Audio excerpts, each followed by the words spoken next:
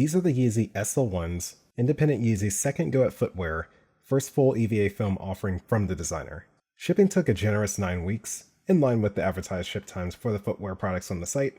Very surprising, I know. I did get a confirmation email the day I purchased these, but I also have a payment confirmation email for one order of the slides that I never got a confirmation email for. Confusing, I know. My order number is in the 100,000 range, and it includes both Yeezy Shades and the SL2s, which have yet to ship. Not clear at this time where exactly its shipping is from, but they are using a different shipping partner from before called OnTrack.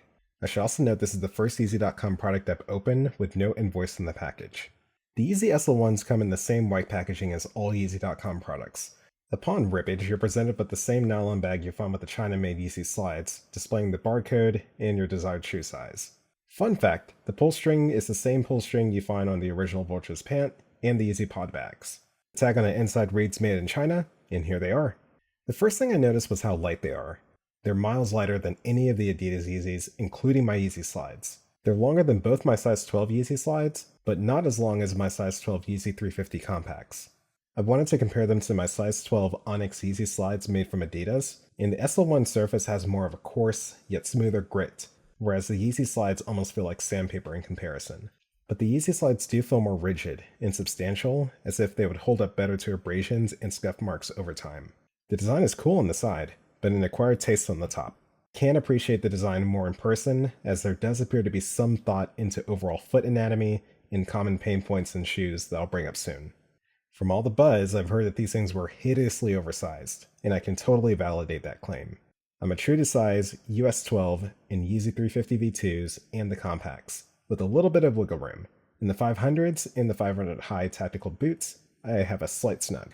So the fact that I'm a whole size down on the SL-01s just cements that these fit 1 to 1.5 sizes large, which is ridiculous.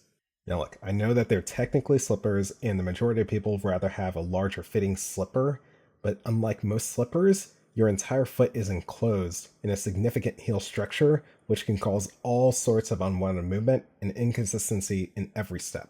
I'm confident someone who works in production or product development for Yeezy mislabeled molds and or labeling, because these kinds of sizing discrepancies compared to all the other shoes I've ever worn in my life is actually unforgivable. Luckily, I bought a full size down, and they're wearable. At a full size down, I can still slip them on.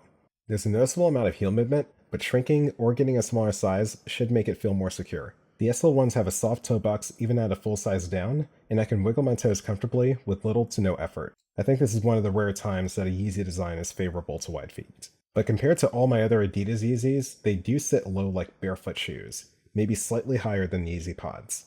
At the time of recording this, I've been working and walking in these all day. At a full size down, they're secure enough on walks with no noticeable unwanted movement, and haven't had any plantar fascia issues either. Now, they're never going to be boost levels of soft, but they do offer what I call the bare minimum cushion for walking around the house.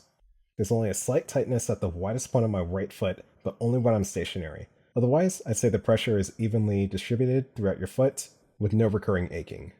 As someone who works from home, these are perfect. I can easily throw them on, do whatever, they can get wet, they can get dirty, super easy to clean. For sensitive feet that need support or articulation in the arcs, I wouldn't recommend taking these on jogs, airport trips, or any kind of hikes, as they are slippers, and the strength is more in stationary settings. Are the SL-01s good slippers?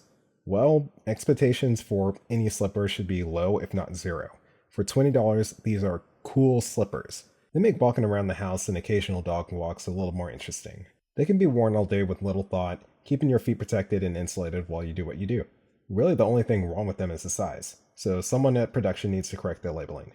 Other than that, I don't need these to be anything more than what they already are, but if anyone asks, I will always have a cool story to tell.